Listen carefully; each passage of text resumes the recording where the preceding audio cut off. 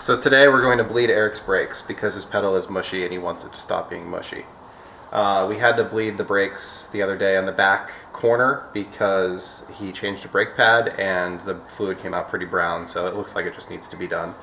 We have a bottle of Prestone .3, a quart, which should be more than enough to do this whole car. We've got the car lifted up off the ground.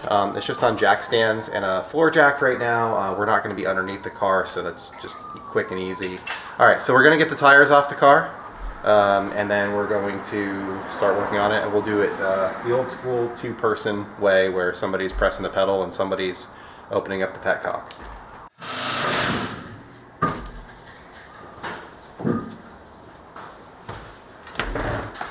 Alright, so with most cars you want to start with the furthest away point first.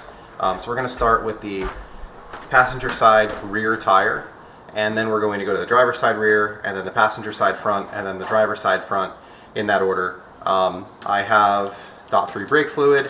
I have this, which is it's a little catch bottle. Motive makes this. I also have a power bleeder that I use for my cars, but it doesn't fit the reservoir that's on his car. And then you'll need some wrenches. It's usually like an 8 or a 9 millimeter open-ended wrench.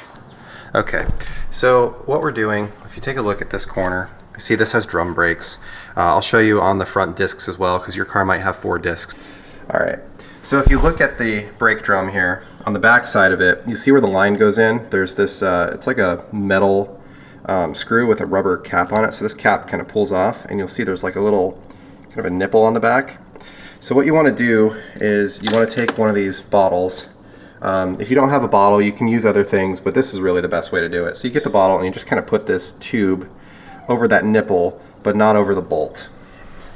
And then this bottle has a wire on it, and the purpose of that wire is to tie the bottle up somewhere like that.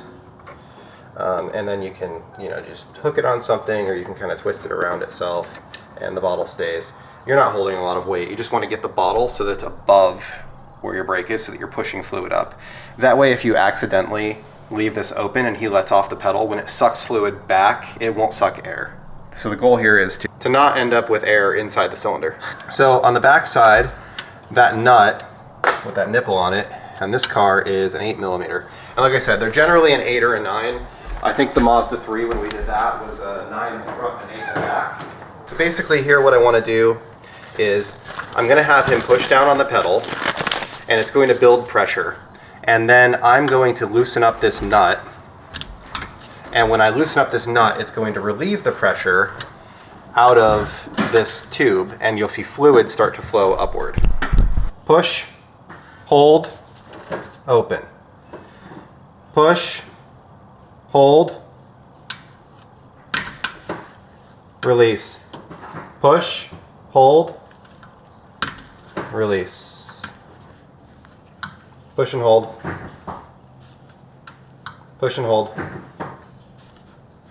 Push and hold. Okay. So now we're going to do the other corner, the other rear. So I am pressing the brake to put pressure in the line, and he's releasing the pressure over there, which is pushing the fluid through. Okay, push it. And Pump. I am.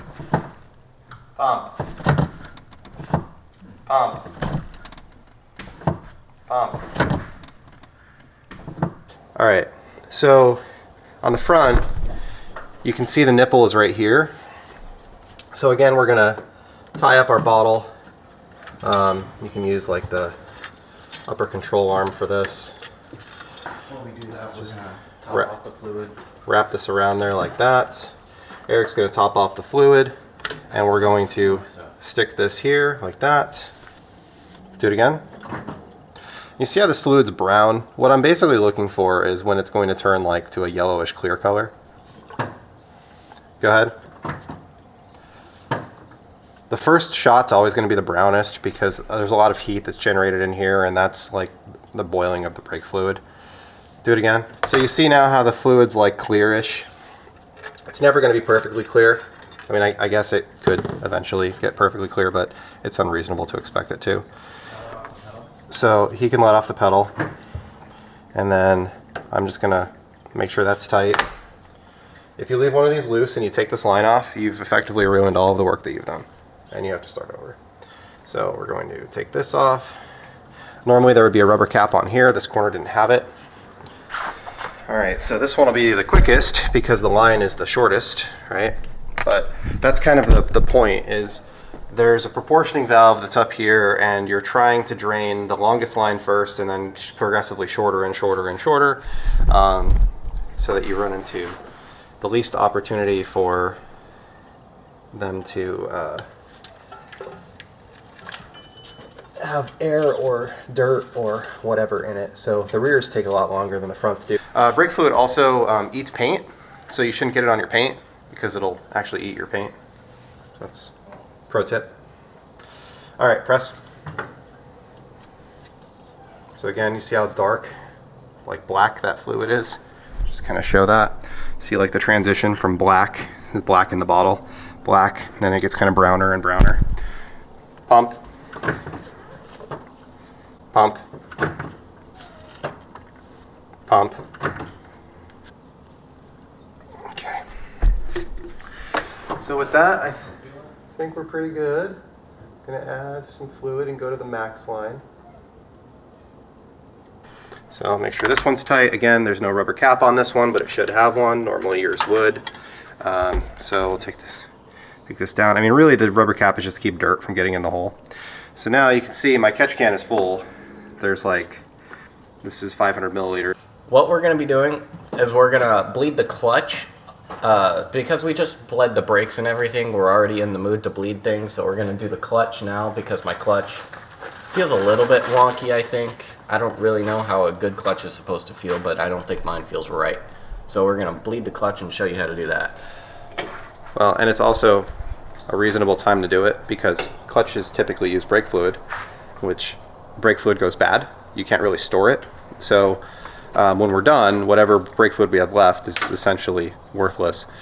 So if you look at the front of the engine, this is a D15 B7, there is a clutch slave cylinder, which is right here. The bleeder is right there. You can see the little nipple on the front of it. So I'm going to kind of do the same thing. I'm going to set my catch bottle up so that it's above that. I'm going to connect the tube to that nipple that's on the front, and it's an 8 millimeter to open it up. So I have my bottle connected, just like that. We're going to do the same thing again. This time the bleeder screw is here, which is a little bit tight because of this O2 sensor. So I'm just press and hold the clutch. Do it again. Pump. My clutch is stuck to the floor. Alright. You have to like pump it. Go ahead. You good? Hold it down. See how black that fluid is? Holy crap. Do it again. Right now there's definitely air in the line. Do it again. My clutch is literally stuck to the floor. Okay, well, pick it up. Pump it. Okay. Do it again.